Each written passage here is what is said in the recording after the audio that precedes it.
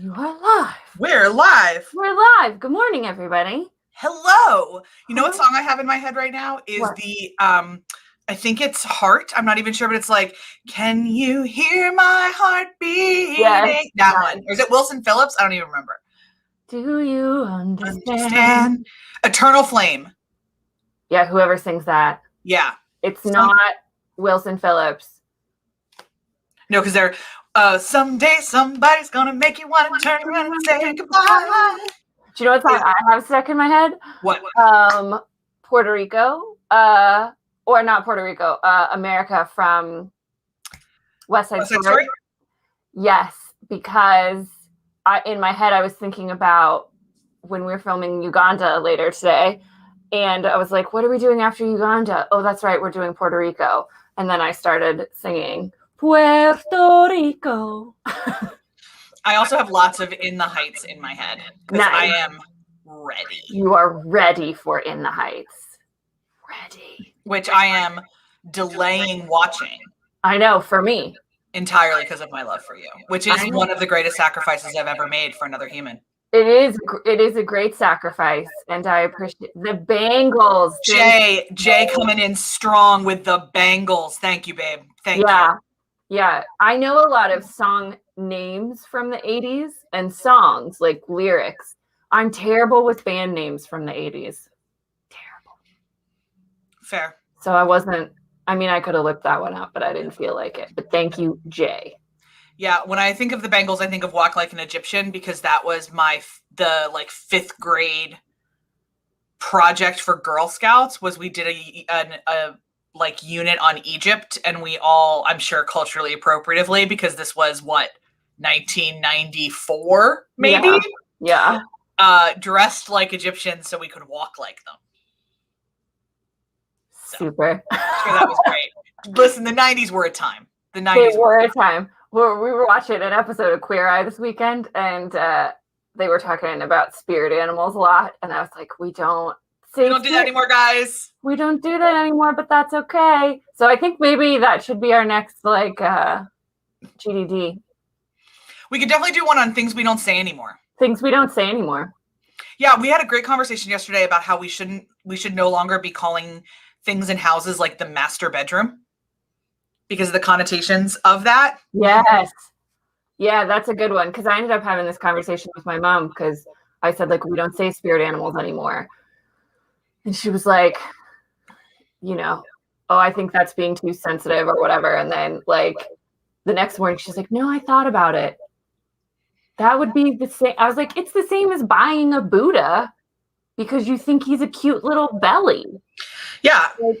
But anyway, we'll get into that next week. We'll get into that next time. But before we get cracking today on some of the art that we've consumed to help us in our perpetual practice of anti-racism, we have some empathy exercises. And unlike the last couple of weeks, we have some happy ones. We do. We have one happy one. So we'll finish with that one.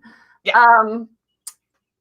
I just was reminding myself, I made this horrible note in our Trello card. Horrible in that it was not explicable at all for what I meant. And I'm like, oh, okay. I was like, I don't know what you're talking about. Okay. I was staring at it it just says tech bias story of Canva. And I was like, why did I think I would know what that meant on Monday? But fear not, y'all. I remembered. I was making a graphic for our Philippine Independence Day. Oh, that's right. So now you remember, which was last Saturday, June 12th, if anybody missed it. Happy Filipino Independence Day.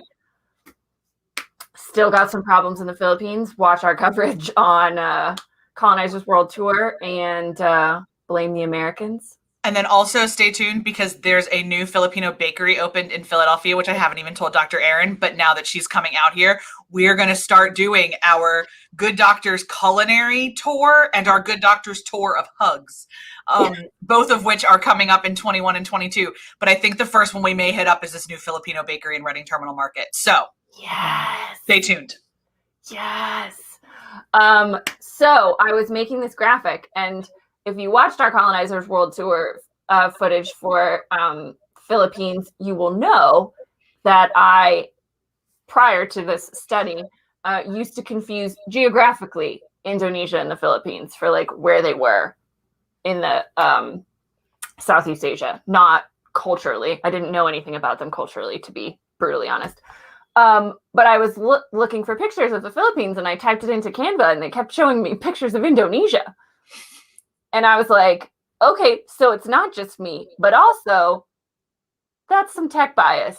Yep. So we wanted to highlight it as an empathy exercise. Make sure that you're getting your images correct from where they are. Make sure they're being sourced and cited. Make sure you have diverse stock photos. We love Unsplash for that, and a couple other places where we found people with different body types, hair types, ethnicities, religions, abilities, you name it.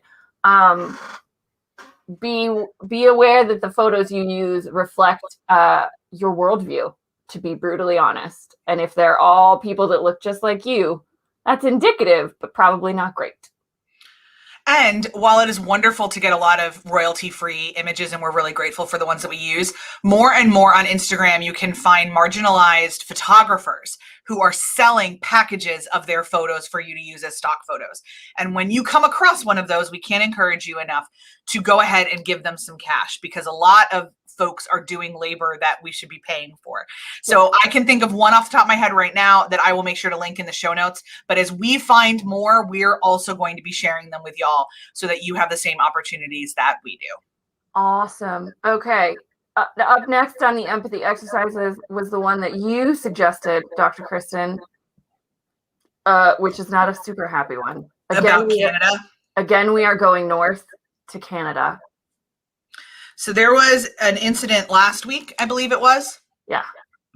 Where a gentleman veered his car off the road, instantly killing a family of 5, I believe, all Muslims. And he was very clear and confessed that he killed them because they were Muslims. Mm-hmm. So a couple things in this. Canada has had a bit of a time in the last couple of weeks about coming to grips with what it means to be Canadian. And I think this is another example of that. There's a lot of perceptions that there aren't Muslims in Canada, or that there aren't non-white people in Canada, even though First Nations people are frequently visually non-white and definitely ethnically non-white. And there are lots and lots and lots of diversity within Canada. The perpetual stereotypes of white people who like hockey continue. Mm. And this is a great example of a opportunity for all of us to, outside of Canada, to reframe what it means to be Canadian for us, because it also means being Muslim. And a good opportunity for those within Canada to have difficult conversations. Here's our resident Canadian. 4 have passed away, and then the 5th is in the 10-year-old son is still in the hospital. So forgive me, I misspoke. I had heard that the last child had passed. I'm glad to hear that potentially he has not. But it's still, the thing that I couldn't get out of my brain was the arresting officer's statement that the guy was really clear that it was because they were Muslim. And that incredible, blatant fear and anger that he demonstrated in order to take the life of take 4, potentially 5 lives.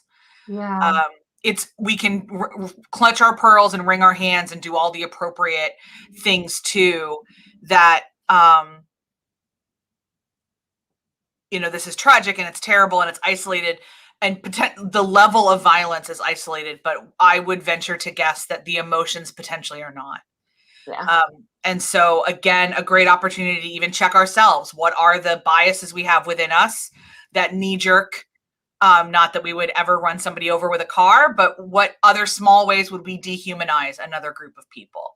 An opportunity to do that. Yeah, it's a very tragic empathy exercise, but important to remember that even the global perception that Canada is, all nice and friendly and doesn't have problems and doesn't have racism is not accurate at all. Or helpful. Yeah, I think I said this weekend, like, one of the greatest problems we have in America, but I think any country, is like not being able to reckon with and admit to our past. Yeah. And like it arrests any potential for change if you're just like, oh no, but we're the land of freedom, justice and liberty and justice for all. That's what we believe in. And if you shut down an exploration of real social and cultural issues that are happening and have happened, that's the real damage. But our final empathy exercise, we promised it was a positive one, also found by Dr. Kristen, also from last week. She found on Instagram the story of male teachers in Spain. One of their students was suspended for wearing a skirt, for her skirt length.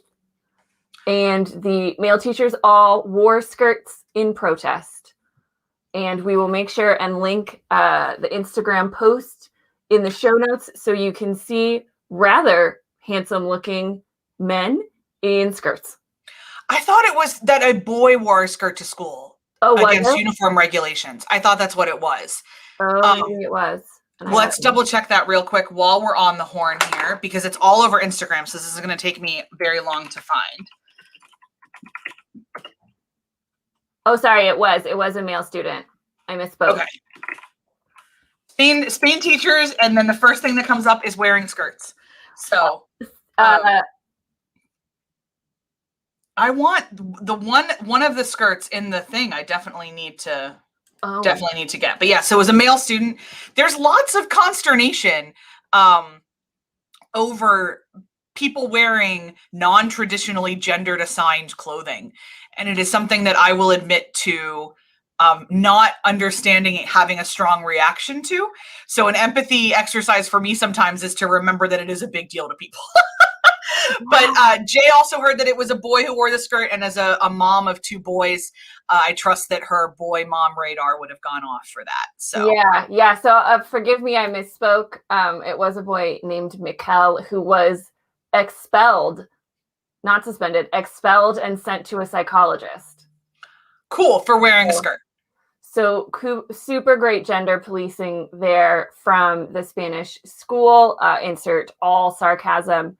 But yeah, I saw this conversation happening too on Twitter because some fashion brand is releasing gender neutral nail paint.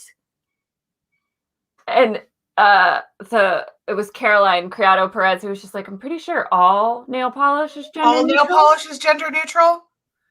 I mean, not palette neutral. Like I have some palette neutral on right now.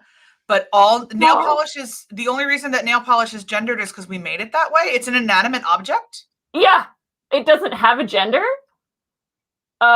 We assign gendered perceptions to it. Yeah. So there's another empathy exercise just thrown in there as we were talking about it. For funsies. And it was like black. So it was gender neutral nail paint. And I was like, oh, come on. Okay. Sure. Sure, Jan. Okay, colonizer. Moving on. Yep. So go ahead. I'm marking down for the timestamps for the replay crew. Hello, replay crew. Hello, replay crew. So that they can jump to where they want to in the So live. Let's go from all that happy joy to our top recs for anti-racist resources. Well, I'll kick us off because the first two that I have are the ones that I've started as I do more and more podcast interviews where people start asking me like where this all started in my life, like where did this drive? I realize that the answer is 2 books. Okay. And the first is A Time to Kill by John Grisham, and the second is To Kill a Mockingbird by Harper Lee.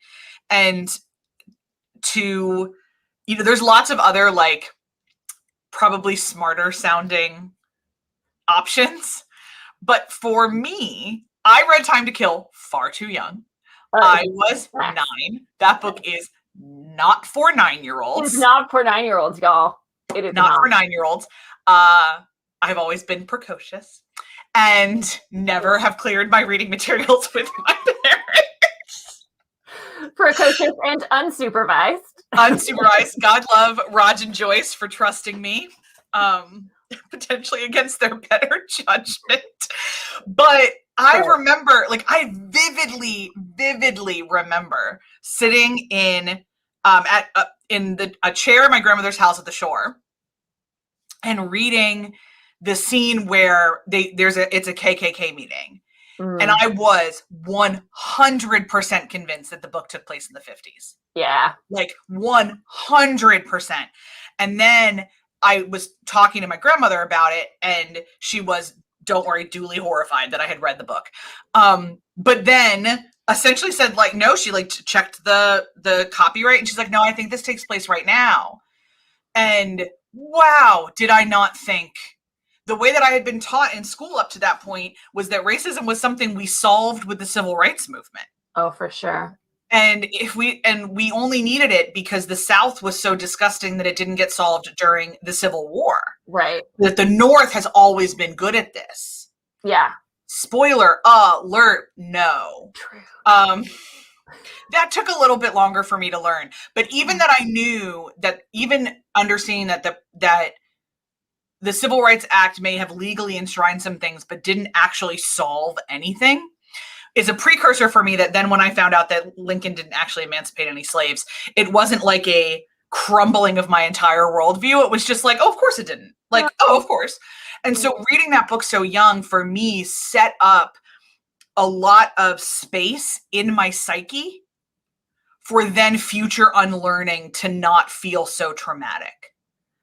And I got used to saying, oh, of course. Yeah. Oh, of course. So then I read To Kill a Mockingbird in 10th grade. It is easily the book that was the most influential to me that was ever assigned throughout my high school and collegiate career. Time to Kill did not, Tale of Two Cities did not have any sort of effect on me, much to everyone's chagrin in 8th grade. Why are 8th graders reading Tale of Two Cities? That's the most inappropriate thing. 8th grade. So I read, but yeah, in 10th grade, we read To Kill a Mockingbird, and Atticus Finch has been one of the people in the back of my brain for a very long time. And the lessons that Scout learns and what it meant to be Boo Radley and how you can love the Boo Radleys and the Tom Robinsons of the world was incredibly important. That then when it came on Broadway a couple years ago, I bought tickets so fast my hand broke. And I was also very glad for a couple of the updates that the show, the Broadway play, which is coming back, by the way, for anyone who wants to see it, and Jeff Daniels is reprising his role. Yes, him and Cecilia are both reprising their roles. The updates that they made deepened the story, which was really great. So for me, it's those two books. Yeah. And then, but I don't think books were as big of a part for you. Am I correct? No, but ironically, Time to Kill was. And we've had this conversation offline several times before. But I think movies have always been, for me, the way I access different stories, especially younger. I've always loved reading, but I'm not an avid reader as Dr. Kristen when I was that age. But certainly... A Time to Kill was a really big one. I remember watching it. I remember being shocked that this was still happening and that there was still this like underbelly of racism. Because I too was raised in the same U.S. school system that taught me that we solved racism with the Civil Rights Movement and the Voting Rights Act and the Civil Rights Act, which is not at all true. Yeah, Lyndon Johnson fixed racism. I definitely think I was directly taught that. Yeah, which I mean is part of the point, right? And we can get into like, we're all taught that so that we don't question all of the racist policies that came after the Civil Rights Act. Or why were we not taught about the actual people that did the work? And, anyway, we'll get on to that. But yeah, and I want to say, too, Time to Kill movie is still the only film that no, not the only film, that's unfair. No matter how many times I watch Homeward Bound and Time to Kill, they are the two I cry at every single time. So I read Homeward Bound. It's just brutal. Yeah, and I wrote the one that's the part of the movie that stuck with me so much was, spoiler alert for those of you who haven't seen Time to Kill, skip ahead, was the scene in the trial where he describes like everything that happened to Oh, this little girl. I almost had his, because he's Carly Haley. I knew it was Carly Haley, and the girl's name, I believe, is Tanya. Tanya. To everything that happens to Carly Haley's daughter. And then he says, does he say, now imagine she was white, or now imagine she was black? Like, now imagine she's, no, I don't remember. Whatever way it was. Because I think he knew that they would all imagine that she was white, I think. But for me, it was just like, it was such a great example of how we internalize our cultural perceptions of what normal is, based on what we look like and what our lived experiences are, and you know, normal, obviously in inverted commas, and how we don't understand other people's lived experiences. And like, to learn that at, what were we when that movie came out? Like 12? Something like that, yeah.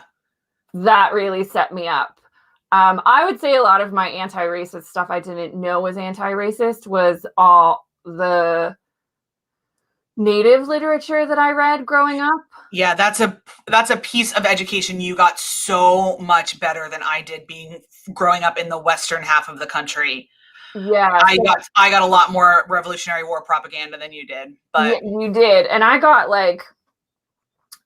a lot of you know, field trips to Indian reservations, and lessons about massacres and fun stuff like that.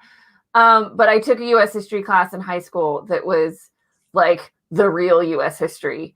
And we learned about the literal decimation of the American buffalo. And we learned about the land grabbing and the colonizing that we did, and what some of, just like scraped the surface, as I've come to realize, of what we did to the indigenous peoples of this land as we expanded west. But yeah, that was one of the things that set me up to be, of course. Like, after everything I've learned after that history class, I'd be like, yeah, we were terrible. It's true. We've got a lot of work to do.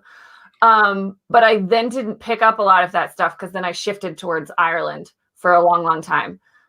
So I've only recently begun my America was terrible tour. And I want to pause here and just remember to remind people that we've studied a lot of countries at this point, and almost every country, like every government system, is terrible. I mean, like, there is no governmental utopia somewhere where it has worked. It hasn't. Somebody has always been marginalized. Somebody has always been oppressed in order for other people to gain power. It's how it works.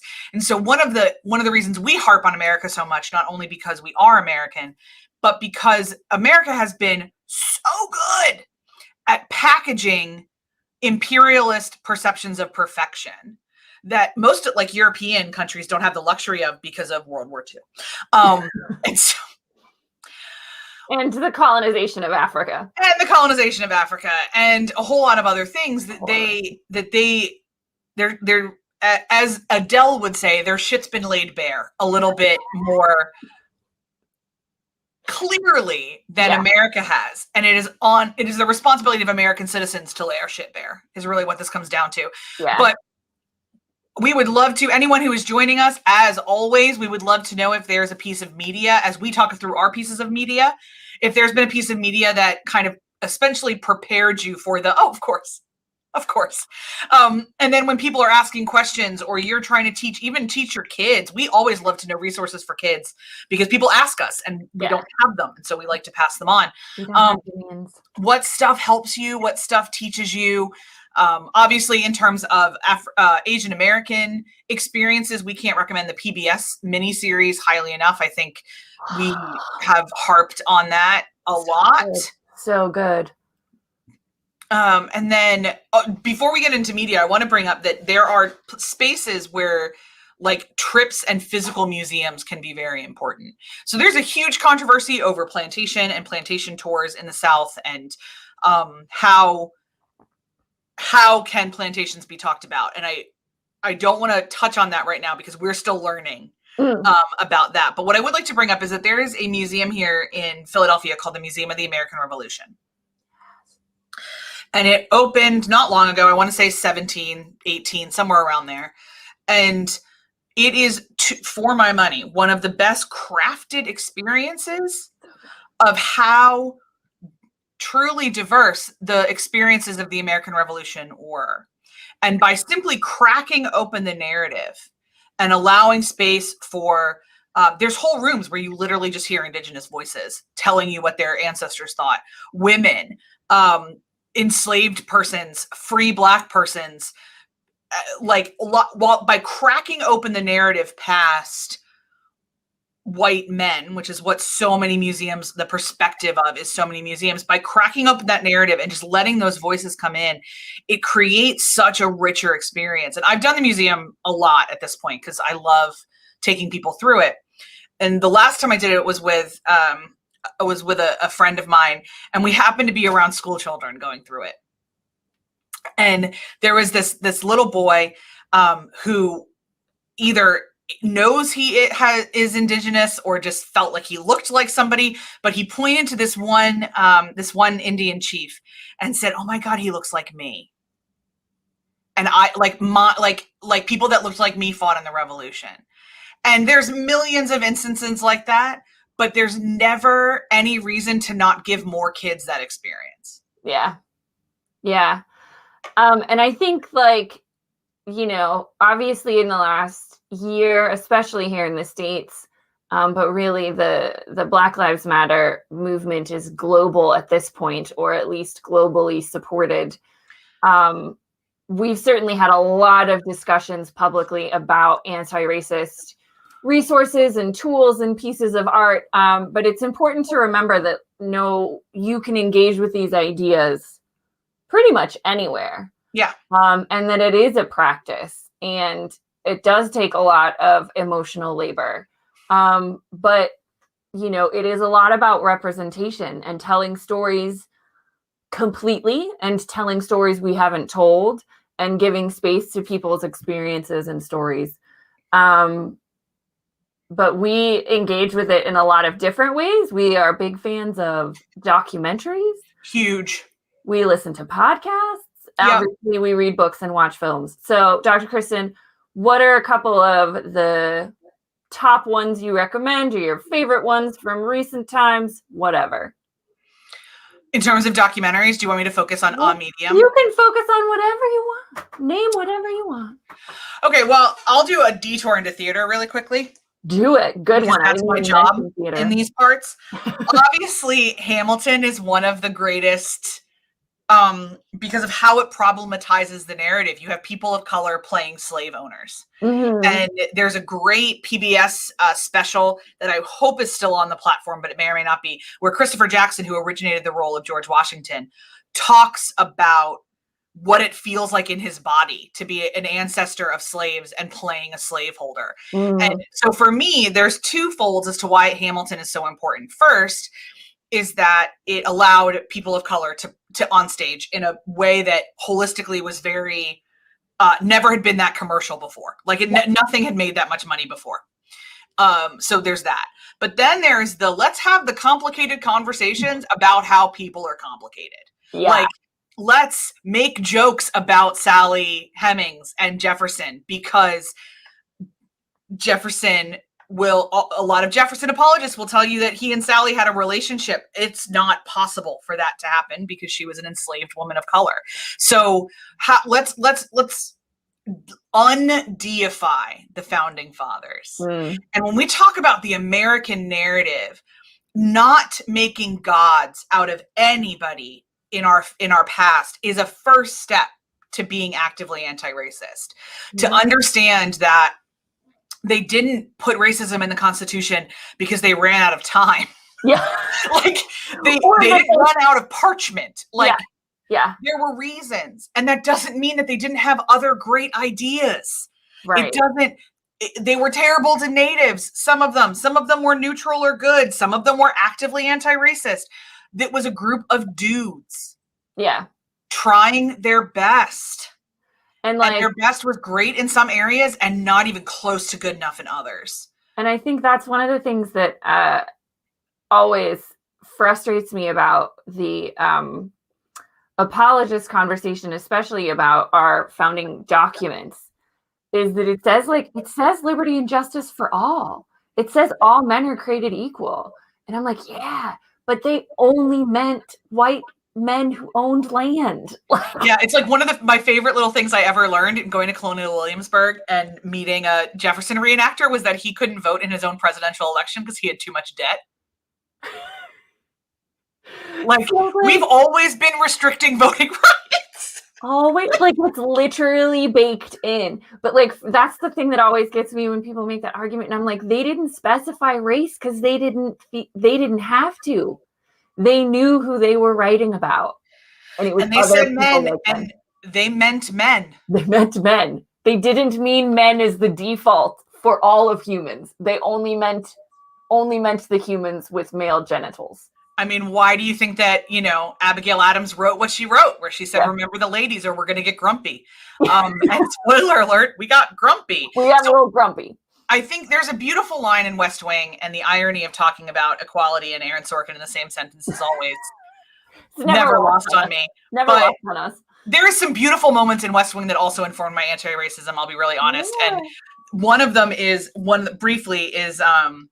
in the conversation about it, Don't Ask, Don't Tell that they have in season 1 or 2. And the chairman of the Joint Chiefs at that point is a black man. And they are the staffers, I believe it's Sam and Josh, ask, like, so what do you think about letting gay people into the military? And the guy's like, they told me that I wasn't going to be able to, that I was going to be a disruption.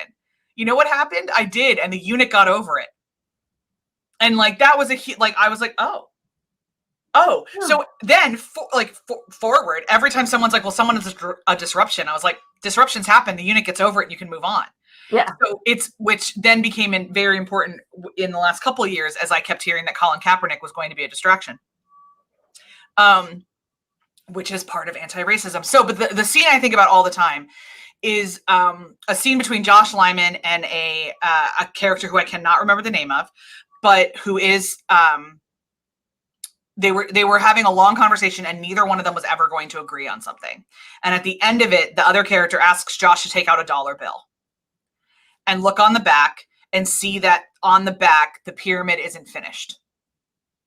And he said, whenever I get really frustrated, like, we're meant to be unfinished. Mm. Like, in a certain way, which is how I always say the Constitution was written in pencil. They gave us the power of amendments for a reason. Yeah, the Constitution's a mess, so it needs amendments. It needs amendments. We can change it. We can change it. This was written in pencil because none of us know everything about being human. Yeah. So I think in a very real way, Hamilton's really important in that. Some other plays or musicals that I would recommend legitimately, if you ever get a chance to see Ragtime, please, please do. If you ever get a chance to see The Color Purple, please, please do. There's a lot of plays, especially happening right now. There's a great one on Netflix called American Son with Kerry Washington and Jeremy Jordan. That is about essentially police violence and mixed race kids and kind of how that all works and what that looks like. There's some other just really kind of small, quiet ones that have been beautiful throughout time. Theater is a great opportunity to tell uncomfortable stories, especially when you are in the hands of someone who knows what they're doing. We're recording this on June the 14th, which means if you are near a movie theater that is open or you have access to somebody's HBO Max password, you have access to In the Heights, which is an incredible opportunity to do some anti-racism work because I don't think there's a white person in that entire musical. And you also get to enjoy national treasure Rita Moreno and rising star Anthony Ramos. So just it's a story about immigrants in Washington Heights. That's what it is, and kind of what that looks like. And while I think Lin-Manuel Miranda would tell you that nothing he does is overtly anti-racist, his life is anti-racist, and so therefore everything he does is anti-racist. Yeah. And this is the musical he wrote when he was, spoiler alert, in college. Yeah. That he then went on to win a Tony for. So. And I loved that. I watched an interview with him with Jimmy Fallon last week, and he said, growing up, he said, he always loved theater and performing and all this kind of stuff. And he said, the only musical we had was West Side Story that talked about Puerto Ricans. Like, that's it. He was like, that's all we had. So I wanted to write something for us And God did he. And I was like, oh yes, that is the only thing.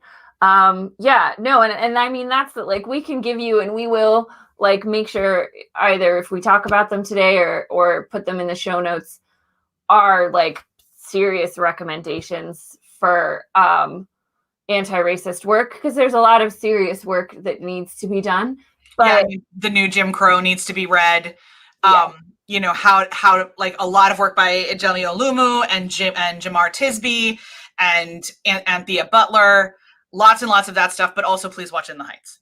Yeah, but there's, you know, there's happy ways you can do it too, and like supporting, you know, there's a lot more consciousness around supporting BIPOC sellers and creators and artists. And so, you know, you can go on Etsy and they have a whole list of shops that are owned by Black women. And so, you know, racism as a system in our country, but everywhere, goes through all facets, and it's a huge part of the economy. The Sum of Us by Heather McGhee is a great book that I haven't read yet, but it's an excellent example of how that's built in. But, you know, we can put our wallets where our minds are, and spend money and support shops and artists and creators. And I remember last year when everybody was buying copies of How to Be Anti-Racist from Amazon, some Black folks who own bookshops were like, you know what you could do is spend money at my bookshop instead of Amazon. And there's 2 here in Philadelphia that we support, 3 bookshops in total, but 2 in particular that do generals. So the first is Uncle Bobby's, the second is Harriet's, and the third is a comic book shop called Amalgam. And we will make sure that all 3 of those links are in the show notes if you are looking for book purchases in the future. Those are 3 Black-owned businesses that would love to get you literature. That is right. I want to make sure and mention a couple of documentaries real quick. One of the ones that was one of those perspective shifting ones for me was 13th. Yeah. I still remember watching it on your couch because I had just moved back from Ireland. I was unemployed and just came out to like sit on your couch for a week and watch TV. And you were like, oh, haven't you watched this yet? I was like, no, I haven't. It had just come out in like October 2016. I was busy. But I remember watching it and like you were at work and I was just texting you the whole time and like sobbed my way through 13th. I've since watched it like 4 or 5 times. Another one we watched really recently that's harder to find, 13th is on Netflix, is we covered it for Native American Heritage Month last year when we did a series of documentaries made about Indigenous women by Indigenous women, and Sisters Rising is perhaps one of the best documentaries I've seen recently that is about the literal epidemic of male violence against Indigenous women. It's available on some I watched it on my PBS recently, so like it may be out there and accessible, but that is an hour well worth your time, and you meet a lot of Indigenous women who are working on this, but it's also something we should all be a lot more vocal about and do what we can. I'm looking at my list here. Books, we've said books. When They Call You a Terrorist is my like go-to recommendation. It's a great one. It's a short and book. It's not overtly, you know, academic, but it's written by Patrice Concolors and Asha Bandel. And Patrice is one of the founding members of Black Lives Matter. And it is a Black Lives Matter memoir. But that is like top of the list. That's a great one. Top of the list for me. Also, fellow people of faith, we have a lot of work to do in this area, and I would really ask you to consult Rachel Ricketts and Austin Channing Brown. I'm Still Here is Austin Channing Brown's very brief. I hate saying short because like that seems like she wrote it quickly or something, but like it's not a lot of pages, but it's a lot of punch. Yeah. About being a Black woman in America, and it is something Reese Witherspoon picked it as her book club like last June or July. And so it's this little green book you may have seen around. I'll press that into everybody's hands, but especially church folk. We've got a lot of work to do. Yeah, and there's a lot of intersections that we're still working on within racism. Obviously, Asian American is one that's been in the spotlight since the horrific shooting in Atlanta earlier this year. But there's a lot of places to work on this, which is one of the reasons why we're doing our Colonizers World Tour. But if you have thoughts and recommendations, places to start for different intersections of racism, or, you know, things that were impactful for you. Like, we love telling those stories and we love hearing those stories from other people because it is a journey and it is a practice, but there are like kind of like touchstone moments for both Dr. Kristen and I where we know we've been changed by a piece of media or a piece of art and challenged to think about things differently. You know, we can all read books until our eyes bleed, but sometimes it takes something really visceral. Or sometimes something really quiet. I think something that I've been more and more convinced of, the more data I read and also just life, is that the world changes through relationships and stories. Mm-hmm. And that's how we learn things. And so I want to know if your story was in, I was talking to somebody who understood environmentalism when they watched Fern Gully at age 7. And like, that's when they became a rabid environmentalist. Like, yes, I love those stories. Talk to me about how you learned what family meant from Land Before Time. Like, we learn through stories. It's what we do. And relationships are simply being with people and that we share stories with them, to be completely honest. And so however you encounter stories that change you, whether that's through third parties like media or through interpersonal relationships, is valid, wonderful, beautiful, and something that we're always like chin hands about. So yeah. And it, you know, we said this earlier and it bears repeating, like there's a lot of heavy lifting to be done, especially for white folks.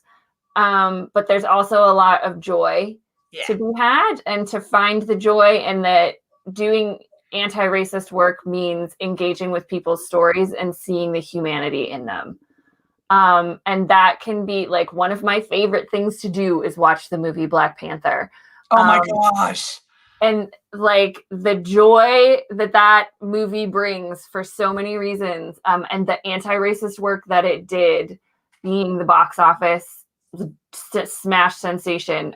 So, you know, we do have a lot of heavy work to do, especially for white folks in grappling with and deconstructing our privilege. But there's a lot of joy out there from folks of all colors. So find that where you can, and sit with those stories too, so that it's not just the pain. There's a lot of joy and love and humanness out there. So do some light lifting too. I love it. Folks, that's it for us for this June 14th. Really quickly, I would like to let you all know that this is Dr. Erin's birthday. So happiest of birthdays to Dr. Erin, and cannot wait to celebrate in person, which we get to do in approximately 53 hours. So we're a little bit excited. It's gonna be ridiculous. We'll see you guys next Monday, where we will actually be coming to you live from my home. And we're going to be talking about Ellie Kemper and how we can do apologies, and what happened with her recently can teach us about apologizing, because there's a lot to unpack in some really positive ways in how she addressed her recent, the recent discovery that she potentially accidentally participated in a really racist beauty pageant when she was in high school, and kind of what that looks like and how she used phrases and what that all means. So we're going to be unpacking that next week. If you've got questions for us between now and then, you know where to find us. Replay crew, we hope you enjoyed our time together. As always, we're grateful for you. If you've got resources for us on any of the topics, we love to hear about them. So I think that's all I've got. I had somebody recently tell me that they really like our sign-offs where I do little mini benedictions. So happy to bring the youth pastor to the YouTube here. So as we wrap up, our deep hope for you is that this week you will learn something that shifts how you thought the world worked and cracks open your narrative just enough to let some other light in. That's all for us for this Good Doctors Diagnose, everybody. Have a great week. Be safe and be well. If we don't see you on the YouTubes for something else, we'll see you next Monday. Bye, everybody.